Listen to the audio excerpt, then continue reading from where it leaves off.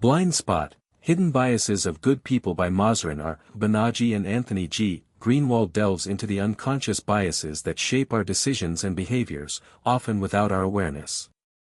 The book's core argument is strikingly simple yet profoundly disruptive. Even well-intentioned, educated, fair-minded individuals harbor hidden biases that conflict with their conscious values. These biases, the blind spots in our self-perception, arise from cultural conditioning, early experiences, and systemic influences. Banaji and Greenwald, both leading psychologists, use decades of research and the development of the Implicit Association Test, IAT, to explore how these blind spots impact everything from hiring decisions to social interactions. The story begins by confronting a universal truth: most people see themselves as fair. They believe in equality, meritocracy, and justice.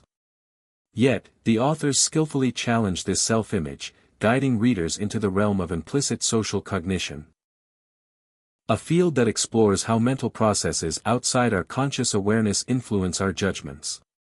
The contradiction between who we believe we are and what our automatic responses reveal forms the tension that propels the narrative forward. Banaji and Greenwald use engaging real-life scenarios to show how blind spots operate in everyday life. Through anecdotes and studies, they expose how people unknowingly associate certain races, genders, ages, and body types with specific traits or abilities. For instance, they describe how employers may unknowingly favor resumes with white-sounding names, or how teachers may unconsciously call on boys more often in math classes. These subtle but repeated patterns reinforce social inequalities, all while those perpetuating them believe they are acting fairly. What sets the book apart is its deep compassion. It doesn't villainize people for having biases, it normalizes it. Bias, the authors argue, is not a mark of moral failure but a cognitive byproduct of living in a culture saturated with associations. The real moral question, then, becomes how we respond to the revelation of our biases. Do we deny them and retreat into self-defense? Or do we accept them and strive to counteract them in thoughtful, deliberate ways?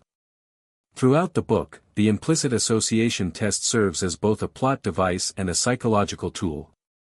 The IAT measures the strength of associations between concepts, e.g., race and goodness, by tracking how quickly and accurately people can match paired ideas. Readers are invited to take the test themselves and experience firsthand how split-second responses reveal unconscious preferences. The IAT becomes a mirror, often reflecting a self-image that is unfamiliar or uncomfortable.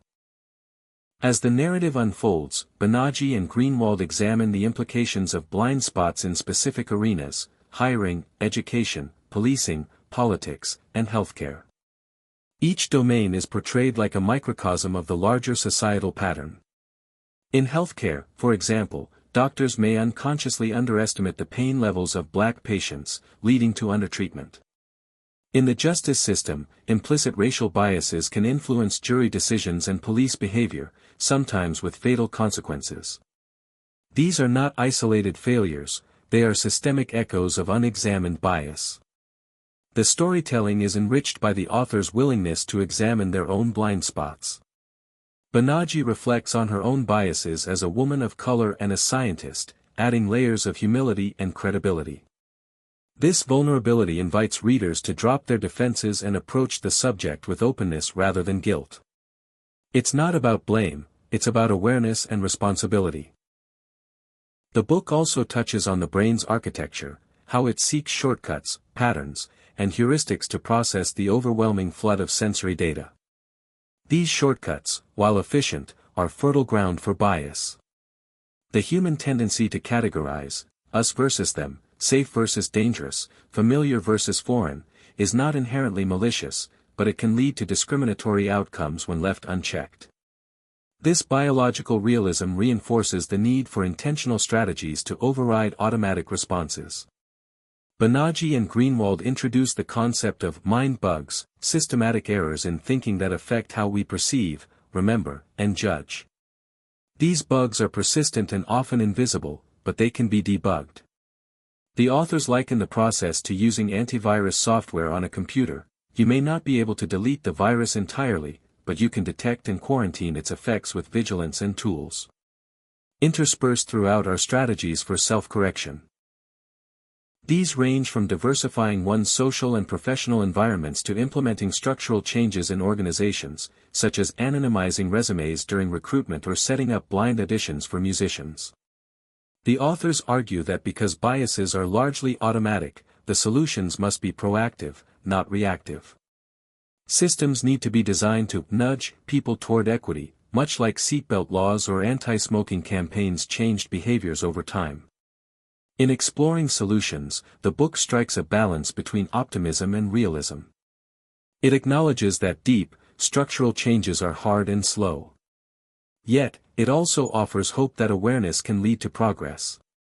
The story of how orchestras increased female participation through blind auditions serves as a metaphor for the broader message: when environments are thoughtfully redesigned, biases can be bypassed. The emotional undercurrent of Blindspot is not shame, but curiosity. The authors repeatedly encourage readers to explore their minds with the same wonder one might bring to exploring a new country. Bias, in this context, becomes a terrain to be mapped, understood, and navigated, not a moral flaw to be hidden in darkness. This reframing is powerful. It liberates readers to investigate rather than defend. By the final chapters, the narrative builds toward a call for collective responsibility. Addressing blind spots isn't just a personal challenge, it's a civic one. In a pluralistic society, where cooperation across differences is essential, understanding and managing hidden biases becomes a survival skill. It's not enough to be a good person in intention, we must also become effective people in action. Banaji and Greenwald conclude with a gentle but firm reminder: our minds are malleable. Just as we learn biases, we can unlearn them, or at least mitigate their effects. This neuroplastic optimism leaves readers with a sense of agency. Change, while difficult, is possible. The book doesn't offer easy answers, but it gives something more useful: a lens for clearer vision and tools for continual self-examination. In the end, Blindspot is not just about psychology, it's about ethics, social design, and the ongoing project of becoming who we aspire to be. It tells a story of how the unconscious can be brought into light, not to shame us, but to help us grow. The journey through its pages is not one of condemnation but of transformation. It asks not, "Are you biased?" but, "What will you do now that you know you are?"